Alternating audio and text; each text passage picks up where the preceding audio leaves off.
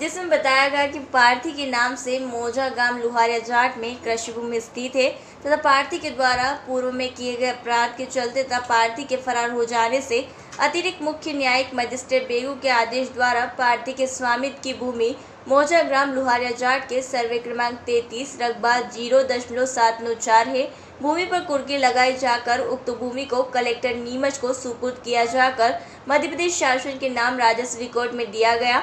इसके अतिरिक्त न्यायिक मजिस्ट्रेट बेगू के द्वारा प्रकरण में बरी कर भूमि को पुनः पार्थी के नाम दर्ज किए जाने का अंतिम निर्णय पारित कर कार्यालय न्याय नायब तहसीलदार रतनगढ़ को सूचित किया गया, जिसे पार्थी की भूमि पार्थी के नाम कर अविलंब न्यायालय बेगू को सूचित किया जाना था, जो कि आज दिनांक तक नहीं किया गया है। खसरे में मध्य प्रदेश शासन दर्ज होने से उक्त अमल आदेश आज दिनांक तक नहीं हो पाया है, जिससे पार्थी को काफी परेशानियों का सामना करना पड़ रहा है एवं आवेदन देकर मांग की गई है कि न्यायालय नायब तहसीलदार रतनगढ़ के आदेश को वेरीफाई कर पार्थी के नाम का नामांतरण स्वीकृत किया जाए। मांग लेके आए यहाँ पर? मैं जाट लुहारिया तहसील जावद जिला नीमच का रहने वाला हूँ। मेरा प्रॉपर गांव जाट लुहारिया है और मेरी ज़मीन कुर्क की गई थी राजस्थान कोर्ट से, और कोर्ट ने मुझे वहाँ से लेटर जारी करके वापस आदेश जारी कर दिया तहसीलदार साहब को पुनः बेरूलाल की ज़मीन का कब्जा इन्हें नामांतरण खोल दिया जाए। लेकिन मेरे परिवार वालों ने मैडम तहसीलदार मोनिका जैन को 1,60,000 रुपये रिश्वत देने के कारण वो मुझे गुमराह करती रही और कहा कि कलेक्टर साहब के साइन कराओ, तो मैंने करवा दिए। एसडीएम साहब के साइन कराओ, तो मैंने करवा दिए। उसके बावजूद भी वो कह रहे कि वेरीफाई करेंगे, फिर नामांतरण खोलूँगी, फिर कब्जा दिलाऊंगी। लेकिन मेरे परिवार वाले 1,60,000 रिश्वत देने के कारण गाँव बो रखा और वो मुझे कब्जा दिलाने में नाकाम हो रही और मुझे गुमराही कर रही। इसलिए मैं श्रीमान कलेक्टर महोदय के यहाँ 10 महीने से चक्कर लगा रहा हूँ।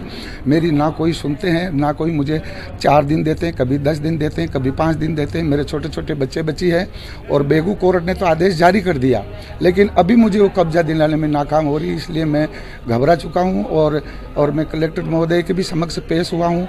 उन्होंने भी मुझे आश्वासन दे के वापस मैडम के वहाँ भेज दिया और ये आपस में गुपचाय कर लेते हैं। और मैडम पैसे लिख के बिक गई और मेरी सुननी नहीं रही और कोर्ट के आदेश की पालना भी नहीं कर रही वो, और मजिस्ट्रेट साहब के आदेश की पालना नहीं कर। कोई खेती है आपके पास? आजीविका का क्या साधन है आपके पास? और मेरे पास कुछ साधन नहीं। मैं मजदूरी पालन कर मेरे बच्चे बच्ची को पाल रहा हूँ और वो लोग मेरी ज़मीन पे मैडम से मिलकर नाजायज़ कब्जा करे हुए हैं और बैठे हुए हैं और मैडम मुझे गुमराह कर रही है कि आपकी ज़मीन मिल जाएगी, मिल जाएगी, मिल जाएगी, ऐसा ही कहती रहती। मेरी 33 रकबा 962 हेक्टेयर 6 बीघा ज़मीन पर वो कब्जा कर बैठे हुए हैं।